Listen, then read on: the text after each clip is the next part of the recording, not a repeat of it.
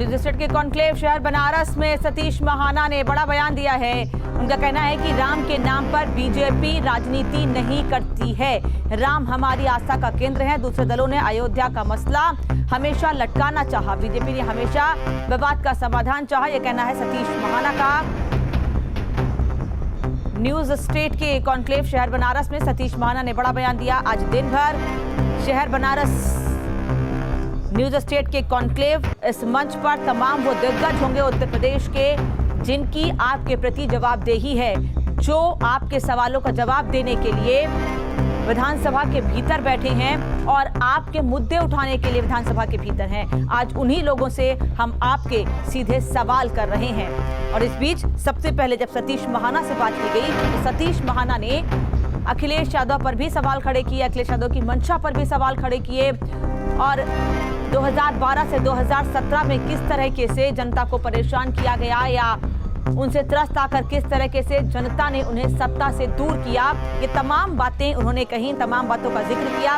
उनके निशाने पर सीधे तौर पर अखिलेश यादव थे। इन सब के बीच सवाल ये उठता है कि क्या आने वाले विधानसभा चुनाव सीधे तौर पर भारतीय जनता पार्टी और समाजवादी पार्टी के बीच होंगे, मुकाबला इन दोनों पार्टियों के बीच ही होगा, क्योंकि बीएसपी या कांग्रेस का जिक्र बहुत ज्यादा नहीं किया गया। फिलहाल सतीश महाना ने क्या कुछ कहा ये आपको लगातार हम बता रहे हैं। पहले यूपी में कोई उद्योगपति आना नहीं चाहता था, सतीश महाना का ये भी कहना है। उन्होंने ये भी कहा कि आज यूपी निवेशकों की पहली पसंद बना है। प्रदेश में महिलाएं सुरक्षित महसूस कर रही हैं। हालांकि इसको लेकर हमेशा से विपक्ष सवाल खड़ा करते रहा है। जनता के पैसे को जनता तक पहुंचाया है। डिफेंस कॉरिडोर का काम तेजी से चल रहा है।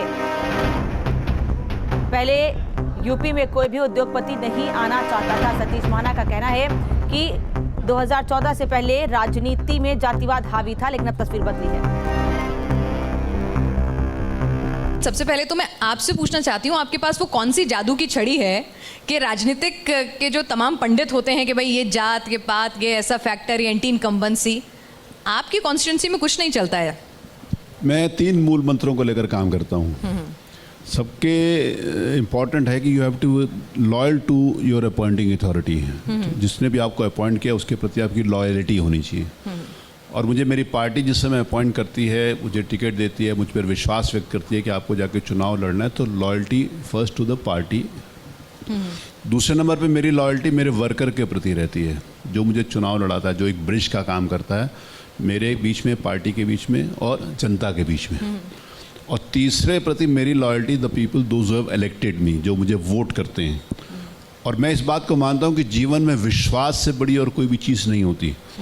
आदमी विभिन्न प्रकार के नुकसान को सह सकता है, लेकिन विश्वास जहाँ पर टूट जाता है वहाँ पर सब कुछ खत्म हो जाता है। तो मेरी जनता मेरे पे जो विश्वास व्यक्त करती है उसके प्रति पूरी लॉयल्टी के साथ लॉयल होकर मैं उनका काम करता हूँ, उनके प्रति कमिटेड रहता हूँ।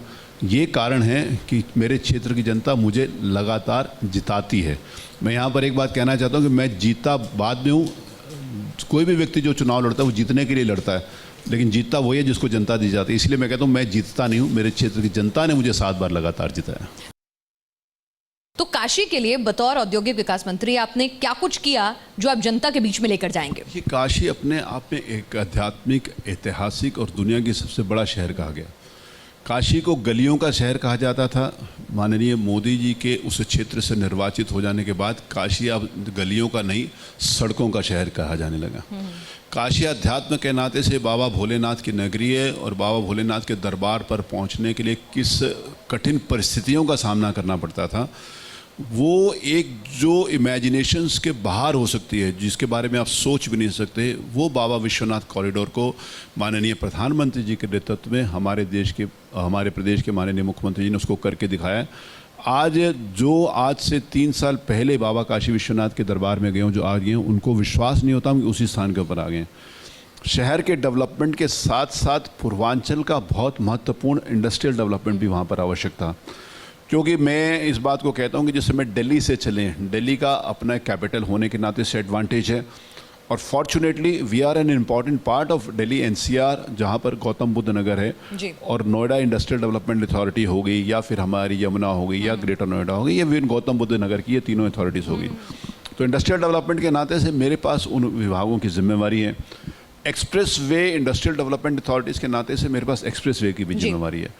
तो ये यहाँ पर इंडस्ट्रियल डेवलपमेंट हुआ। अब सतीश महाना ने पूर्वांचल एक्सप्रेसवे को लेकर अखिलेश यादव पर तंज भी कसा।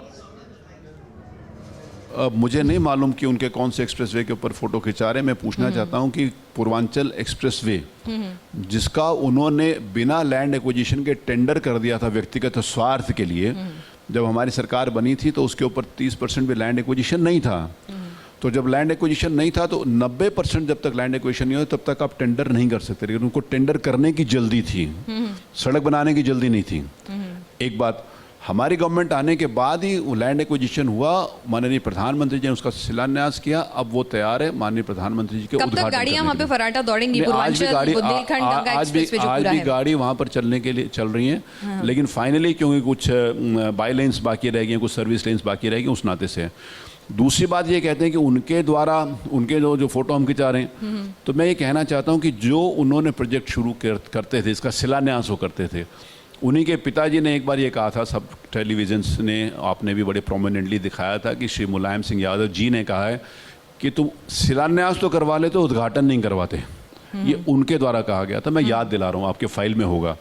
मैं अगर ये कहते हैं कि उन्होंने किया था शुरू, हमने इसको बनाया है, जी जी, तो मुझे लगता है कि उनको पूरे प्रदेश में बड़े बड़े होर्डिंग लगाने चाहिए और ये कहना चाहिए कि हमने शुरू किया था, हम बड़े नालायक थे, कुछ नहीं कर पाए, आपको बहुत बहुत धन्यवाद कि आपने करके दिखाया है।